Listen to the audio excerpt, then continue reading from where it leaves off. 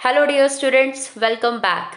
So today we will solve this question from bio portion from the chapter number 8, that is how do organisms reproduce. And in this question they are giving information regarding the sexual reproduction in flowering plants. Okay, so देखते हैं इसमें क्या दिया है हमें. Flowering plants are called angiosperms. ये हम सब जानते हैं. They bear the reproductive parts within the flower, है ना. फ्लावर के अंदर रिप्रोडक्टिव पार्ट होता है. And their seeds are enclosed in a fruit. Yes, most plants have both male and female reproductive organs in the same flower. ऐसे flowers को हम क्या कहते हैं? That contain both stamen and pistil are called bisexual flowers. While others have either male or female reproductive part, okay, either stamen or pistil. That kind of flower are called unisexual flower. Okay, so इसमें आपको सिर्फ flowers के बारे में बताया हुआ है, bisexual और यूनिसेक्सुअल फ्लावर्स के बारे में बताया है. So let's read the first question. वो कह रहा है the correct sequence of reproductive stages seen in flowering plants. ठीक है, यहाँ पे आपको गैमीट्स, जाइगोट, एम्ब्रियो ऐसे करके सारी स्टेजेस दी हुई हैं. तो अब आप इसको अपने आप रिकॉल करो कि क्या क्या स्टेजेस आती हैं. सबसे पहले क्या बनता है? गैमीट्स बनते हैं. Then gametes get fused, zygote बनाते हैं. जाइगोट डिवाइड करता है many times, cluster of cells बनाता है जिसको आप एम्ब्रियो कहते हैं. फिर एम्ब्रियो सीड के अंदर होता है. आप सीड को जर्मिनेट करते हो तो फिर क्या निकलता है? सीडलिंग निकलता है. तो which sequence is correct? This first one. Okay, gametes, zygote, embryo and then seedling. See the second question. The diagram shows the cross section through the carpel of a flower just before fertilization. ठीक है, fertilisation से बिल्कुल पहले का है. इधर देखो pollen tube बन गई है. This is the pollen grain. ठीक है, वो पोलन ट्यूब बन गई है जस्ट बिफोर फर्टिलाइजेशन. तो वो कह रहा है where will the male and female gametes be just before fertilization. आपको ये बताना है कि before fertilization, just before fertilization male और फीमेल गैमीट कहाँ हैं. Are you able to guess? कहाँ होंगे? Just before fertilization. ठीक है, एकदम फर्टिलाइजेशन से पहले की बात कर रहा है. तो आप 1 और 2 नहीं लिखेंगे. ठीक है, कि वो पोलन ग्रेन में होगा या पोलन ट्यूब के जरिए पास हो रहा है. जस्ट बिफोर फर्टिलाइजेशन वो कहाँ होगा? नियर दिस पॉइंट होगा. ओवरी के पास ही होगा, ओव्यूल के पास होएगा. ठीक है, just then it will enter the through micropyle, ये enter कर जाएगा ओवरी में and get fused. ऐसे ही होगा ना. ठीक है, तो मेल गैमीट कहाँ होगा? 3 and female gamete will be at the position 5. Okay, so let's see which option is correct. Male gamete at 3 and female gamete at 5. So our D option is correct. Okay, the diagram represents, okay, diagram given here on the next page that I will show you. First read it. Gamete P and Q fusing to give R cell. This cell further produces gametes STUV. ठीक है, वो gametes बनाते हैं STUV. और P और Q कोई gametes हैं, वो fuse करके R cell बनाते हैं. So let's see the diagram. So देखो कुछ इस तरह का दिया है. हेयर दे आर, यहाँ पे P आएगा. Okay, P and Q gametes हैं. ठीक है, फ्यूज किए तो R बना. R के फर्दर गैमीट्स STUV हैं. So question is which statement about the number of chromosomes in the cells and gametes is correct. ये सेल है और ये सारे क्या हैं? P, Q और ये STUV आर गैमीट्स. सो क्या कह रहा है? वो कह रहा है the number of chromosomes in P and Q are different. बताओ, क्या नंबर ऑफ क्रोमोसोम्स P और Q में डिफरेंट हो सकते हैं?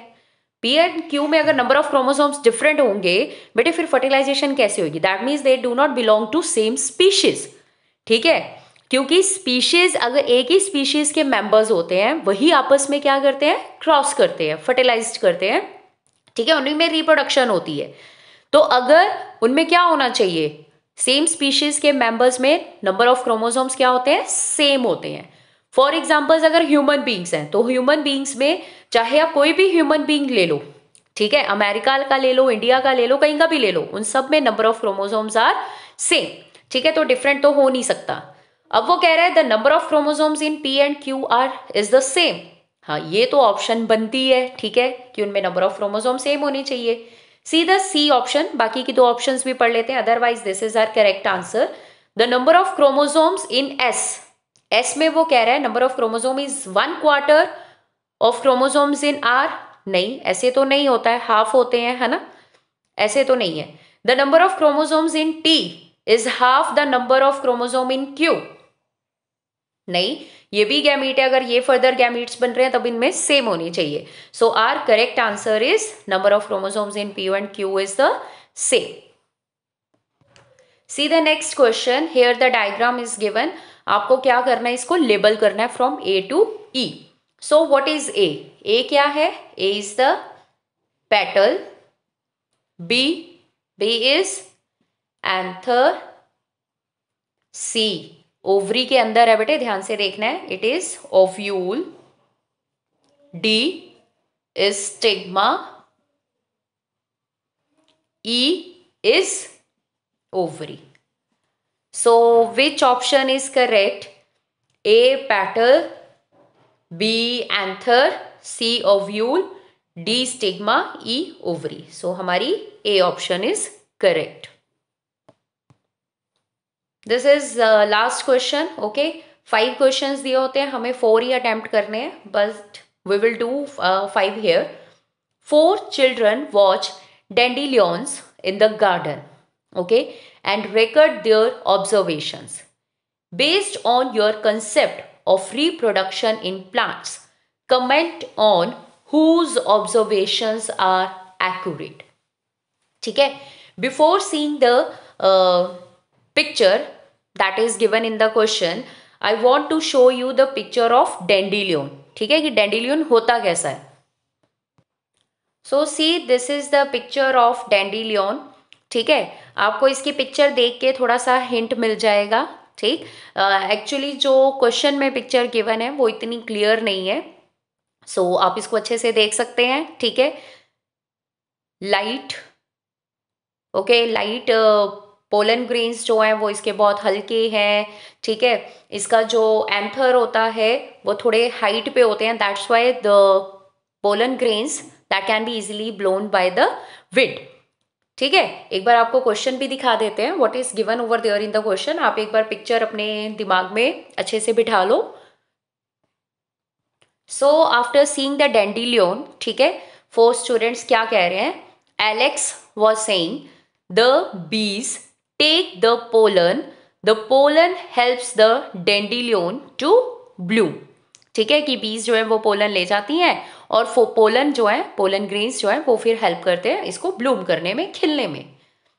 ब्रिगेड कैरी है the pollen sticks on the bees and this pollen is needed by another dandelion for reproduction.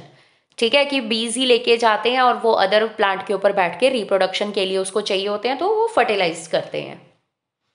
Chris कह रहा है कि bees take pollen from the flower. ठीक है, if the pollen lands on the soil के ऊपर land कर जाएगा तो न्यू डैंडिलियन विल ग्रो. और डायना क्या कह रही है कि डैंडिलियंस डू नॉट नीड बीज, उनको कोई बीज नहीं चाहिए. The pollen of dandelion is blown away by the wind. ठीक है, ये देखो पिक्चर में नजर आ रहा है, ये थोड़े हल्के हल्के लग रहे हैं ना फ्लावर्स. ठीक है, तो इनके जो एंथर्स होते हैं, ठीक है, वो थोड़े हाइट पे होते हैं ताकि पोलन ग्रेन्स जो हैं या पोलन्स जो हैं वो इजीली विंड के साथ, हवा के साथ उड़ जाए. ठीक है, so who is correct among this 4 students? That is the Diana. Okay, तो आपने क्वेश्चन देख के घबरा नहीं जाना बेटे, आपको 4 ही क्वेश्चंस करने हैं, so there is no need to worry. Okay, thanks for watching, take care, bye bye.